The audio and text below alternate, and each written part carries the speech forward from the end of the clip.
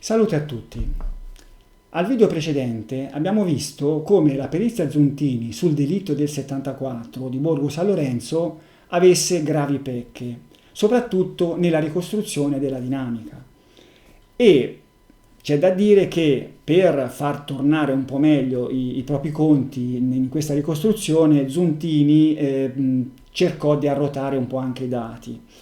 Ecco, dobbiamo dimenticarci di questi dati arrotati.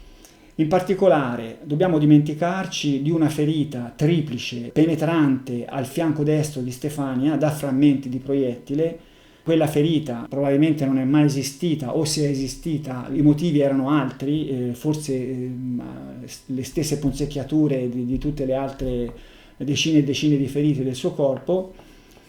Dobbiamo anche dimenticarci dei tramiti destra-sinistra delle due ferite alla gamba destra della ragazza, una trapassante al ginocchio, una sotto il ginocchio con il proiettile che si era fermato contro la tibia. La direzione di queste ferite si deve presumere che fosse sinistra-destra.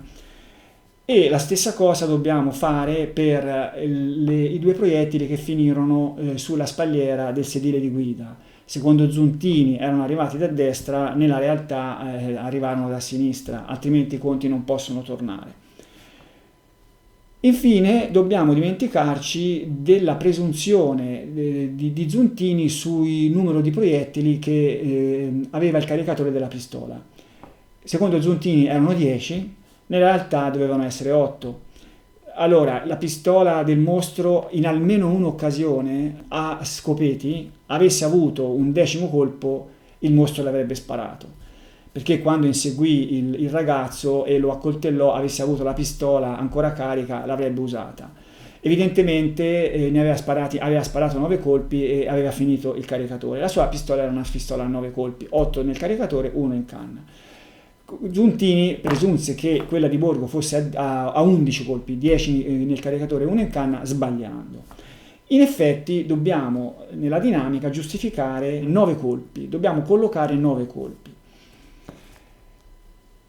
A questo punto però, prima di passare alla dinamica vera e propria, diamo un'occhiata alla situazione dei due ragazzi in quel momento, quella che era in quel momento, perché ci aiuterà a capire quello che accadde prima dell'omicidio.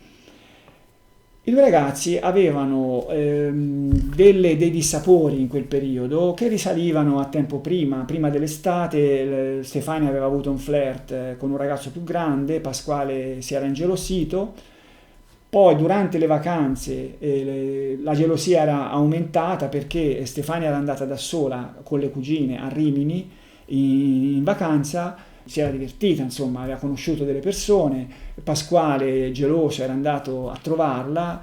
Alla fine, insomma, dopo quelle vacanze lì, i due avevano deciso di vedersi una sola volta alla settimana con lo scopo di riflettere per decidere se il loro rapporto poteva andare avanti, magari in modo ufficiale, oppure era il caso di chiuderlo. E si vedevano il sabato. Ecco, sabato 14 è uno di questi sabati, fu uno di questi sabati, e si vedevano sempre in quel posto lì dove poi vennero uccisi. Abbiamo visto al video scorso che l'ultima testimonianza sui due è delle 9:20, quando furono visti transitare da un passaggio a livello nelle vicinanze del luogo del delitto. Sappiamo anche quando furono uccisi. Furono uccisi attorno alla 00:30. Possiamo dire questo perché esiste la testimonianza di due coniugi che, come si vede, questo è un articolo della Nazione del 25 settembre 1974, dove si racconta di questi due coniugi che passarono davanti al luogo del delitto e udirono 2 colpi di pistola a 00:45. Questa testimonianza, in questo stesso articolo lo si dice, venne avallata dal capitano Olinto Dell'Amico, allora capitano dei Carabinieri, che coordinava le indagini per conto dei Carabinieri. Per cui è una testimonianza importante. I coniugi udirono 2 colpi di pistola, 2 soltanto. Vedremo nella dinamica come questo poi si giustifica. Allora, che successe in quelle 2 ore in cui i ragazzi evidentemente rimasero in auto? Perché non furono visti da nessun'altra parte, diciamo che non c'era nessun altro luogo dove potessero andare, andarono lì probabilmente per discutere. avranno discusso dei loro problemi, avevano un mangiacassette, avranno ascoltato la musica, ci saranno state anche discussioni magari anche accese, qualcuno avrà pianto, furono trovati dei fazzolettini di carta cartocciati sul pianale e anche in una scarpa di Pasquale. Pasquale doveva andare a prendere la sorella a mezzanotte. Nel video scorso ho detto mezzanotte e mezzo, ma rileggendo meglio la documentazione ho trovato che l'accordo era per mezzanotte. Ecco, nelle vicinanze di mezzanotte si deve pensare che o avessero trovato un accordo reale i ragazzi, oppure, anche se non l'avevano trovato, nel momento in cui dovevano andare via, decisero di finire la serata, insomma, nel miglior modo, cioè stando vicino l'uno all'altro, si vede che erano stanchi di litigare e cominciarono a prepararsi. Ebbene, quello fu il momento in cui l'assassino uscì fuori. Dov'era nascosto?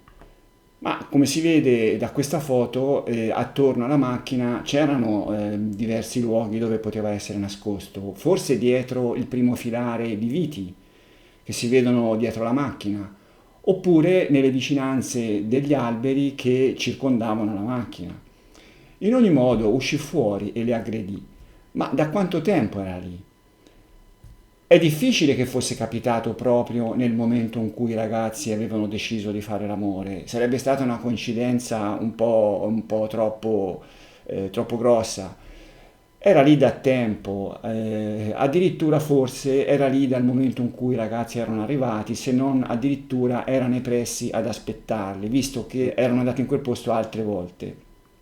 E c'è da pensare che l'assassino stette nelle vicinanze dell'auto ad ascoltare i loro discorsi, a guardare quando accendevano la luce, per le 2 ore nelle quali i ragazzi rimasero lì.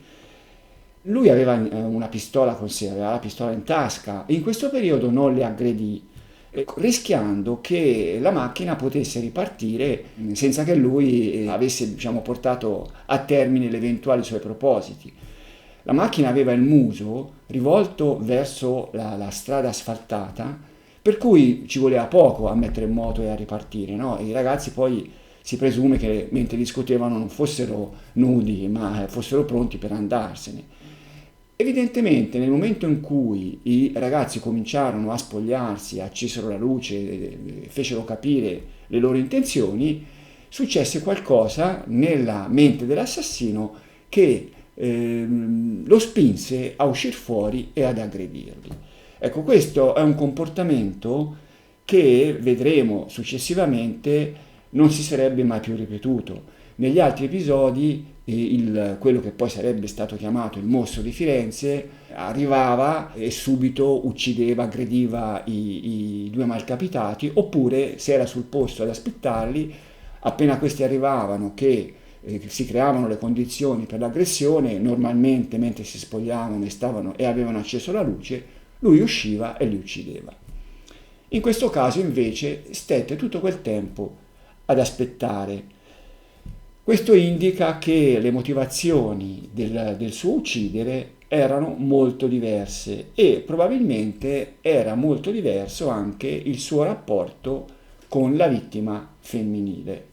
In ogni caso vediamo la scena che si presentò all'assassino quando si accostò al finestrino anteriore sinistro, perché l'attacco avvenne chiaramente dal finestrino anteriore sinistro e non certo dalla portiera opposta. Ecco, lui si trovò di fronte a Pasquale che aveva soltanto lo slip seduto sul sedile del guidatore che aveva lo schienale rialzato, dall'altra parte c'era Stefania che era sdraiata con indosso soltanto gli slip sul sedile del passeggero completamente reclinato. Ecco, l'assassino sparò 2 colpi subito, cercando di colpire la testa di Pasquale, ma o per il suo nervosismo o perché Pasquale se ne accorse e fece uno scarto, spostò la testa, i 2 proiettili andarono fuori bersaglio e colpirono il sedile di guida. Come si vede, la spalliera del sedile di guida, come si vede in questa foto. A questo punto, prima di passare ai proiettili che colpirono Pasquale, rinfreschiamoci la memoria su quali furono i proiettili che gli vennero tolti in sede autoptica. Ecco, l'abbiamo già visto al video scorso, rivediamolo. Abbiamo 3 proiettili che gli entrarono nel fianco sinistro, 2 trapassando prima il braccio, un proiettile che gli entrò nella pancia a 45 gradi e un proiettile che gli entrò sempre nella pancia a 90 gradi frontalmente. Questo ci fa pensare che il ragazzo potesse presentare il fianco sinistro allo sparatore e poi avesse ruotato presentandogli alla fine l'addome. Ecco, vediamo come andò presumibilmente. Una volta che furono sparati 2 colpi, l'assassino dovette fermarsi un attimo. I coniugi udirono 2 colpi soltanto, non udirono di più, evidentemente quelli successivi vennero dopo, quando loro già erano passati con la macchina, già erano andati via. In quei pochi secondi, non so, 10-20 secondi, l'assassino probabilmente cercò di togliere qualche frammento di vetro che gli oscurava la visuale, no? Il vetro si era frammentato, il vetro del finestrino. Ed è dando così il tempo a Pasquale di buttarsi dalla parte opposta cercando di aprire la portiera per fuggire, per scappare. Gesto istintivo. Probabilmente Pasquale riuscì ad abbrancare la maniglia e, se non ad aprire la portiera, perlomeno a togliere la sicura, probabilmente, e facendo perno sul braccio sinistro per spingersi, come si vede in questa foto. E l'assassino, una volta che riprese il controllo di se stesso, sparò 3 colpi in rapida successione, trapassandogli il braccio 2 volte e colpendolo al fianco con il terzo. Uno di questi 3 colpi lo prese al cuore e lo uccise. Però intanto la foga, diciamo la spinta di Pasquale continuò a farlo andare avanti. Ecco, e il corpo di Pasquale ruotò. Quando era a 45 gradi fu colpito da un altro colpo, il 4º per lui, il 6º di tutti. Alla fine si accasciò sul grembo di Stefania, sulle sue gambe, e un altro colpo, il 7º, il 5º per lui, lo colpì all'addome in modo frontale. Siamo arrivati a 7 colpi. Adesso vediamo invece i colpi su Stefania. Ne mancano 2. Ecco, allora, una volta che abbiamo tolto quella ferita strana, triplice da frammenti, rimangono i 2 colpi alla gamba destra. Un colpo che trapassò il ginocchio destro e un colpo invece che andò sotto il ginocchio e si fermò contro la tibia. Abbiamo detto che questi colpi furono da sinistra a destra. Ecco, vediamo come le gambe di Stefania erano visibili allo sparatore che stava sparando su Pasquale e la gamba destra fu colpita da questa posizione. Allora, probabilmente questi 2 colpi vanno messi assieme agli ultimi 2 colpi su Pasquale, cioè in sostanza i primi 5 colpi, 2 sulla spalliera, 3 sul fianco di Pasquale, vanno per loro conto. Gli ultimi 4 vennero sparati contro il ragazzo che stava andando ad accasciarsi sulla ragazza e 2 di questi colpirono, senza volerlo, le gambe della ragazza. Non si sa se fu il secondo, il terzo, il quarto, insomma, sono 4 colpi, 2 su Pasquale e 2 su Stefania, in qualsiasi ordine essi fossero stati sparati. Cosa ci dice questo? Ci comincia a dire una cosa importante, che l'assassino non sparò su Stefania, ma colpì Stefania senza volerlo, con la pistola. Voleva colpire ancora Pasquale. Comunque, diciamo, la situazione che si determinò dopo questi 9 colpi a pistola completamente vuota era questa, che Pasquale era morto, il suo corpo era addosso al grembo di Stefania e Stefania era ferita in modo non grave e urlava, si deve immaginare che urlasse. L'assassino a quel punto lì girò, probabilmente dalla coda dell'auto, che era la parte che non si vedeva dalla strada, spalancò la portiera del passeggero e fece qualcosa su Stefania. Allora, prima di parlare di quello che accadde tra l'assassino e Stefania, è il caso di esaminare un dettaglio importante che ci viene riportato nella perizia De Fazio, ed è questo. Sulla ragazza viene descritto un segno da unghiatura all'angolo mandibolare sinistro in senso trasverso, che potrebbe corrispondere al pollice della mano sinistra dell'omicida. Cioè sostanzialmente venne trovato un segno sulla parte sinistra della bocca di Stefania qui, da unghia di pollice, un'unghia evidentemente lunga, che secondo De Fazio era dovuto al pollice della mano sinistra dell'assassino, che evidentemente cercò di tappare la bocca a Stefania che stava urlando. L'assassino dovette avergli messo la mano in questo modo lasciandogli questo segno di unghiatura. Adesso andiamo a vedere questa foto. Con la mano messa in quel modo, l'assassino per forza dovette andare addosso alla ragazza. Allora, se avesse voluto tapparle la bocca temporaneamente, magari per cercare il coltello da utilizzare, gli avrebbe messo non la mano così, ma la mano in quest'altro modo, dall'esterno, sarebbe rimasto all'esterno. Il fatto che gli avesse tappato la bocca in questo modo ci dice che lui aveva intenzione di farla smettere di urlare, ma di mantenerla in vita, e con l'altra mano palpeggiarla. Si vede dalla foto che lui aveva questa possibilità. Cioè, se avesse voluto ucciderla, farla smettere di urlare e ucciderla, avrebbe subito preso il coltello e l'avrebbe accoltellata. Se non lo fece è perché evidentemente la voleva lasciare in vita. Questo scenario dell'assassino che voleva in qualche modo approfittare della ragazza fu ipotizzato anche da De Fazio, che così si legge nella sua sentenza.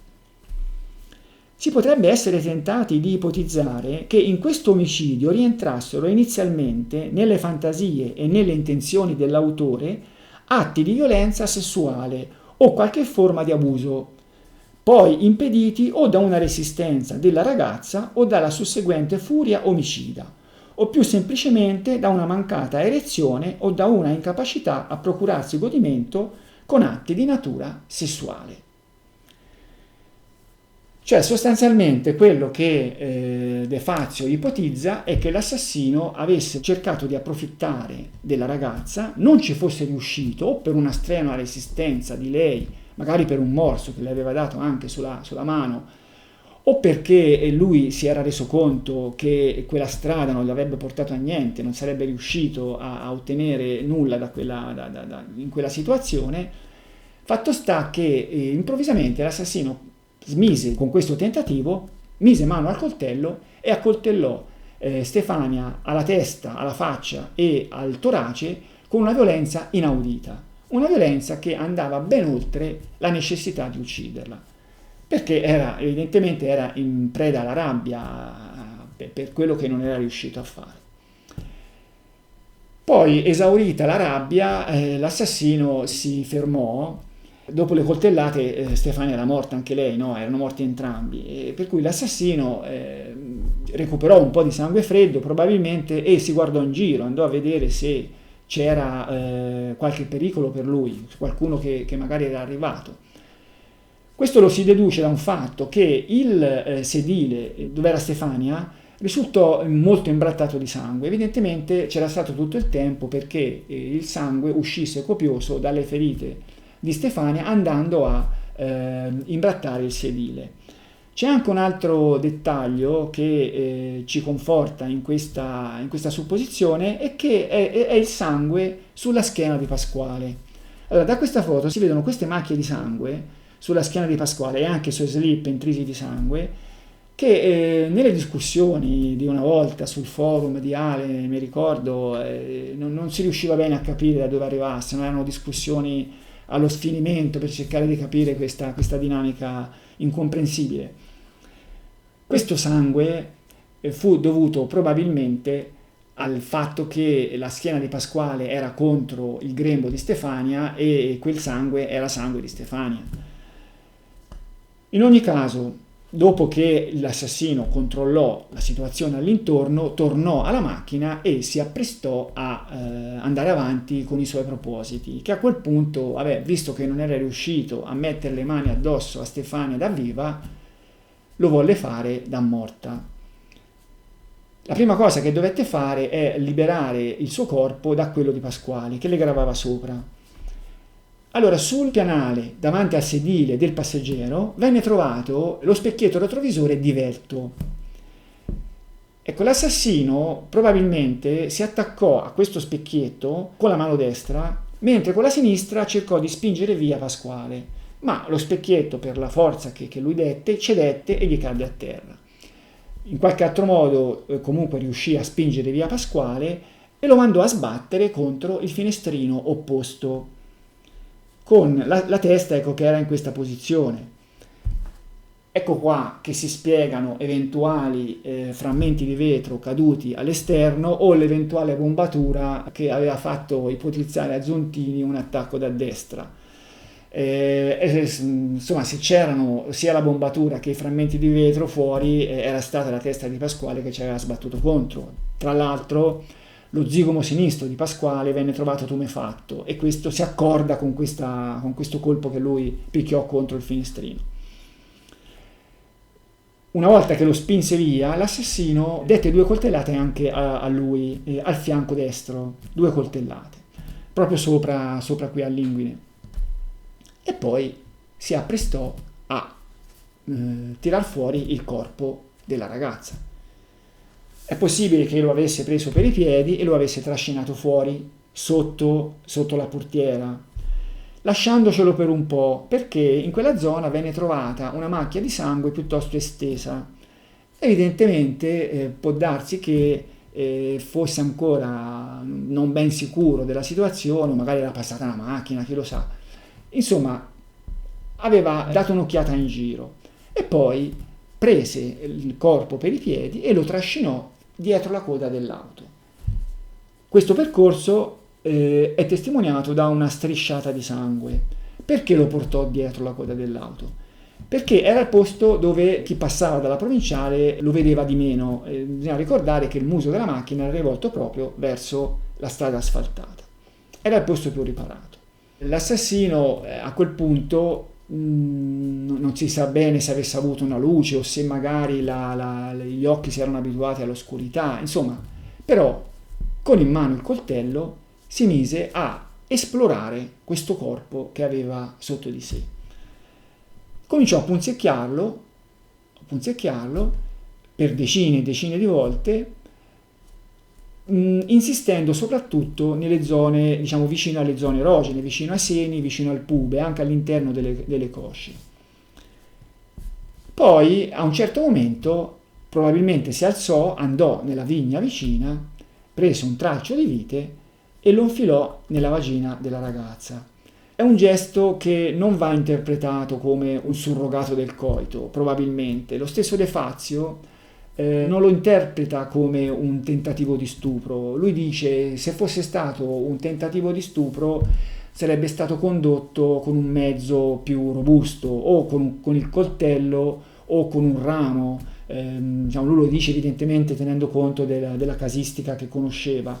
Invece no, fu proprio introdotto questo tralcio di vite in modo anche delicato, senza forzare.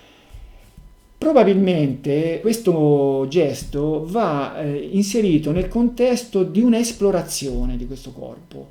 L'assassino, con tutte quelle punzecchiature, è come se rimirasse questo oggetto che aveva davanti a sé e alla fine volle esplorare anche l'angolo più nascosto, l'angolo più intimo, con questo tralcio di vite. Poi non so quanto durò questa operazione, diversi minuti, durò senz'altro diversi minuti, fino a che, insomma, o probabilmente dopo aver infilato il tralcio di vite, l'assassino si risvegliò dal suo stato quello stato in cui era, e si apprestò a compiere l'ultimo gesto prima di abbandonare la scena. Allora, fuori dalla macchina vennero trovati alcuni dei vestiti dei ragazzi. In particolare vennero trovate 3 paia di pantaloni vicino a una pianta di vite, tutti ben piegati. 2 erano i pantaloni del ragazzo e della ragazza e un altro paio era un paio di pantaloni di Pasquale, che aveva ritirato dalla lavanderia con la carta di lavanderia. Questi erano ben ripiegati, messi bene. Mentre c'era una camicia di Pasquale che era stata buttata lì. Allora, riguardo questi pantaloni ben ripiegati, sono in molti a pensare che potessero essere stati i ragazzi che una volta che si erano svestiti erano andati fuori e li avevano messi fuori, ma è assurda questa cosa, cioè non sta in piedi. Allora bisogna pensare che quella era una serata abbastanza fredda e l'ambiente era anche umido perché aveva piovuto durante la giornata. Ora questi si tolgono i pantaloni e a piedi scalzi escono, uno di loro esce per andare a portarli fuori. Che motivo c'era? Non c'era nessun motivo. Questi pantaloni poteva metterli tranquillamente sotto il lunotto della macchina e non avrebbero dato fastidio. Perché erano fuori? Perché ce li aveva messi l'assassino e perché erano ben piegati. E questo, allora, l'assassino li aveva messi fuori ben piegati, poi invece la camicia di Pasquale l'aveva buttata lì perché evidentemente quando aveva messo fuori i pantaloni aveva uno stato d'animo, quando mise fuori la camicia ne aveva un altro. Ma perché li mise fuori questi vestiti? La mia ipotesi è che li avesse messi fuori per cercare meglio la borsetta di Stefania. Cioè lui cercava la borsetta di Stefania, non sapeva quanto era grande, poteva essere anche una borsetta piccola, magari sotto qualcosa. Allora per non sbagliare cominciò a mettere fuori le cose che ingombravano e mise fuori questi vestiti. Poi trovò la borsetta di Stefania, che non era una borsetta, era una borsa molto grande. Questa borsetta probabilmente era sotto la spalliera del sedile del passeggero, cioè Stefania doveva averla messa dietro, poi aveva reclinato il sedile e l'aveva coperta e l'assassino prima di trovarla ci aveva messo un po', però a un certo momento la trovò e la prese la borsetta e se ne scappò via. Questa borsetta venne trovata il giorno dopo al pomeriggio dopo una telefonata anonima, venne trovata attorno alle 6:30 del pomeriggio, venne trovata lungo la strada che portava a Sagginale, lungo la strada asfaltata, sul lato destro in direzione diciamo di uscita, in un campo di mais mi sembra, a 5 metri dall'orlo della strada. Ecco, dal luogo del delitto al luogo di ritrovamento della borsetta c'erano circa 300 metri. E dentro era chiusa, quando fu trovata era chiusa, e dentro c'era il maglione bianco di Stefania, più altre cose sotto il maglione. Ce lei aveva messo dentro il maglione, dentro la sua borsa, che era una borsa bella grande, no? Questo maglione non era stato tolto, questo vuol dire che l'assassino non aveva frugato la borsetta, semplicemente l'aveva presa, se la stava portando via per frugarla con calma a casa propria. Però dopo 300 metri di fuga cambiò idea. Perché?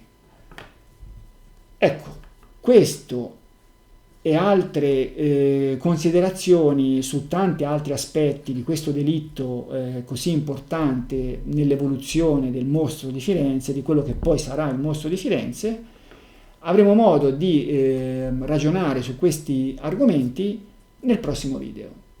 Vi saluto.